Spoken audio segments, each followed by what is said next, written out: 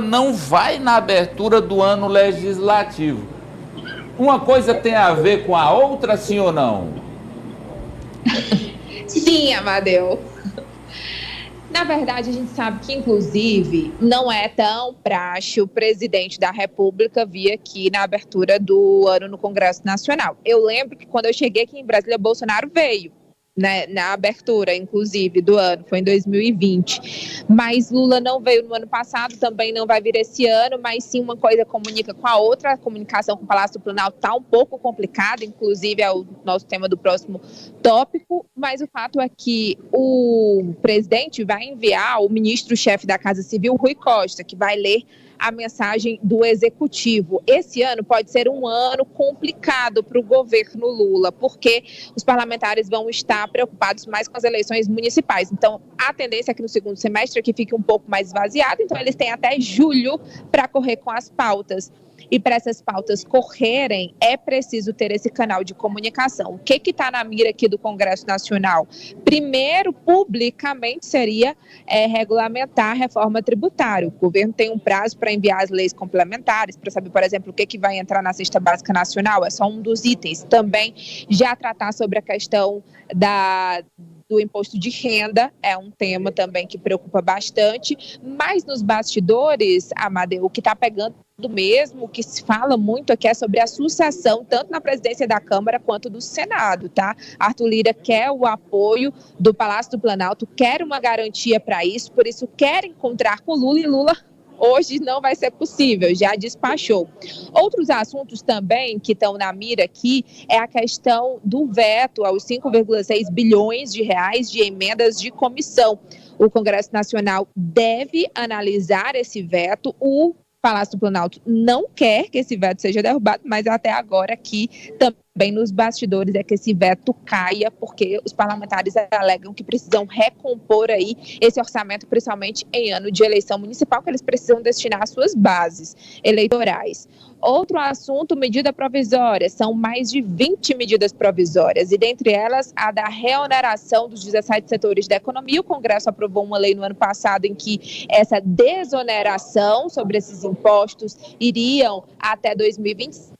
O governo foi lá no fim do ano passado e enviou uma medida provisória para cá, que tem um efeito imediato de lei, para que esses setores paguem esses impostos. Isso também desagradou aqui o Congresso Nacional. Fora isso, aquelas mudanças nas comissões parlamentares, o PL, que é o partido do ex-presidente Jair Bolsonaro, está de olho na Comissão de Constituição e Justiça, tinha um acordo sobre isso, foi o PT quem comandou a comissão no ano passado, e esse ano o PL está de olho. Então, essas são as pautas. E também regulamentação da inteligência artificial. Aí, isso a gente já mostrou bastante na semana passada, que na abertura, inclusive, do ano judiciário, todos os presidentes focaram nesses temas. Vamos ver se no discurso de Arthur Lira também vai estar presente, uma vez que ele não participou de nenhuma dessas solenidades. Certeza que o assunto aí que menos está preocupando o Lira é a inteligência artificial. O Lira está preocupado. A primeira coisa é a sucessão dele. E daí eu quero perguntar para você, o candidato do Lira é o deputado Elmar Carvalho, né? Elmar Nascimento. Está até sem o áudio da Mas ainda René. não há definição, Amadeu. Ainda não há uma definição concreta do presidente da Câmara, porque há outros nomes. O Elmar Nascimento, ele sempre teve... Exatamente, Marcos Pereira, do Republicano. Marcos Pereira está de olho. Inclusive, tinha um acordo, está de olho. E também tem um nome que eu acho mais fraco, inclusive ele acabou de passar por aqui, foi o único deputado que eu vi passando por aqui, o do Léo Brito, que é o líder do PSD. Então, mas eu acredito que fique mesmo entre Elmar Nascimento e Marcos Pereira. Marcos Pereira e Elmar Nascimento. E aí, claramente, o Elmar é muito mais fiel ao Lira do que o Pereira. Pereira tem voo próprio. Sim. O Elmar não, comeria ali na mão do... Não, comer na mão do Lira não, vamos dizer aqui. Ele ouviria muito mais o Lira aí nas decisões da Câmara. Esse é o primeiro ponto. O segundo ponto é a questão aí das emendas. No governo Bolsonaro não tinha essa briga porque quem comandava a sucessão, a articulação política do governo Bolsonaro era o Lira, era o próprio Lira, ele era o presidente da Câmara e era ele mesmo que dizia para onde ia o dinheiro. Agora o articulador político é o Padilha. E o Lira quer derrubar o Padilha. O Lula vai entregar a cabeça do Padilha? Não, Amadeu. Até agora, os ministros ali que ficam próximo a Lula, do Palácio do Planalto, disseram que isso não vai acontecer. Já descartaram essa possibilidade, apesar da pressão que o Lira vem fazendo, sobretudo em intermédio ali dos líderes do Centrão. Arthur Lira argumentou que, se caso não tivesse uma mudança no Ministério das Relações Institucionais, que é comandado por Alexandre Padilha, não haveria avanço nas pautas do governo aqui no Congresso Nacional. Mas o que é que o Lula está pensando? Eles estão querendo colocar Rui Costa, como é o que vem representá-lo hoje aqui nessa sessão, para poder conversar com os parlamentares nesse primeiro momento, mas também eu sei que o histórico do Rui Costa com os parlamentares não é bom, porque o que eu escuto aqui nos bastidores é que ele promete, mas não entrega, e que tem ali interesses próprios predominando, não entregam aquilo que eles prometem aos parlamentares. E aí eles estão querendo primeiro colocar o Rui Costa, esperar essa poeira baixar, e aí conversar com o Arthur Lira, que é quando o Lula deve reafirmar que vai apoiar o candidato de Lira, como ele já tinha feito esse compromisso, pelo menos é o que os líderes falam, que ele tinha feito esse compromisso para a sua sucessão aqui na Câmara dos Deputados. Mas, enquanto isso, a relação vai ser bem complicada, Amadeu, porque Lula não quer ceder ali para Lira. Por quê? Ele, quem é o presidente do Planalto, da República, ele não quer simplesmente fazer uma troca porque o presidente da Câmara está ali pressionando. Ele quer mostrar, de fato, que tem força, sobretudo aqui nessas negociações no Congresso, mesmo tendo uma base fragilizada. Então, vamos lá. Vou passar agora para os jogadores. Começo com você, Ari. O Lira quer manter emenda, o Lira quer fazer o sucessor e o Lira quer a cabeça do Padilha. Só que o Lira está em contagem regressiva para deixar a presidência. Sim, Amadeu, mas eu acredito que dos 3 itens, ele só não vai conseguir a queda do Alexandre Padilha, porque seria uma demonstração de fraqueza de Lula. Lula estaria agindo como o ex-presidente Bolsonaro agia sempre que o Centrão pressionava, cedia com medo. E o presidente Lula já mostrou que não pretende ficar refém do legislativo com Bolsonaro era. Então, o que ele faz? Ele negocia. Acredito na volta das emendas, sim. Em um ano eleitoral, elas são cruciais. E não é porque os deputados são candidatos a prefeito, é porque eles precisam eleger os seus prefeitos para se reelegerem em 2026. E, de outro lado, o presidente precisa aprovar a regulamentação da reforma tributária, ele precisa aprovar a reforma do imposto de renda, porque a opinião pública está cobrando essa promessa de campanha que faz toda a diferença no nosso bolso, na economia real, né? Quem paga imposto de renda, quanto ganha o limite mínimo para pagar o imposto. Então ele precisa ceder. Acho que ele só não cede na troca do ministro. Pois não, Apoliana? Até porque toda negociação você tem que botar uma gordura, você pode pedir um pouco mais daquilo que realmente você quer atingir como objetivo. Então eu acho que essa é a estratégia do Lira. Ele está botando alto, botando lá em cima, e para ver o que ele consegue, claro, na negociação com o Planalto. E aí, acho que o objetivo principal dele é, como você disse, a reeleição. Acho que chegando nesse consenso, o resto dá para resolver. E Franci? Amadeu, o apetite do Arthur Lira é voraz, realmente. Mas se o Lula cedesse a esse pedido para exonerar o Alexandre Padilha, o presidente da República poderia entregar a faixa já para o Arthur Lira. É preciso, sim, dizer alguns nãos ao líder da Câmara dos Deputados, porque o governo federal já tem um certo nível de subserviência com o Congresso Nacional, porque necessita estritamente desses acordos para aprovar pautas que são essenciais à administração pública federal. Mas essa influência nas indicações do presidente para os ministérios, pedir a cabeça de ministros, já é demais, Amadeu. Ainda algo sobre o tema, Raniele? Não é isso, viu, Amadeu? Arthur Lira, é importante lembrar também que é o presidente da Câmara quem escolhe que vem aqui para a pauta, né, no plenário. Por exemplo, é o presidente da Câmara que pode colocar um pedido de impeachment sobre a mesa, mas não é o que a gente está conversando no momento. Não há outros fatores importantes que levem a pensar que ele poderia fazer isso.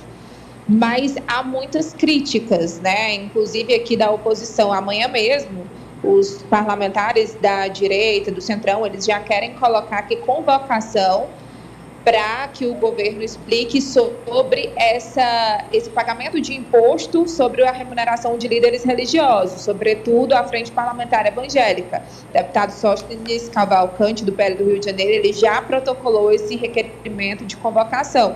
Então, tem uma pressão sobre vários temas, e aí qualquer motivo Lira pode arranjar para, por exemplo, causar desavença com o governo, mas ao mesmo tempo ele precisa do apoio do Planalto para o seu candidato, coisa que Davi Alcolumbre, por exemplo, no Senado, pensa que conseguiu, pelo menos está amarrado também para isso. Vamos agora para a manchete da Ranieri, que trata a oposição. Apareceu alguém para disputar contra Lula, hein, Farol? Vamos à manchete. Tem um nome, é Ranieri Veloso, doutor.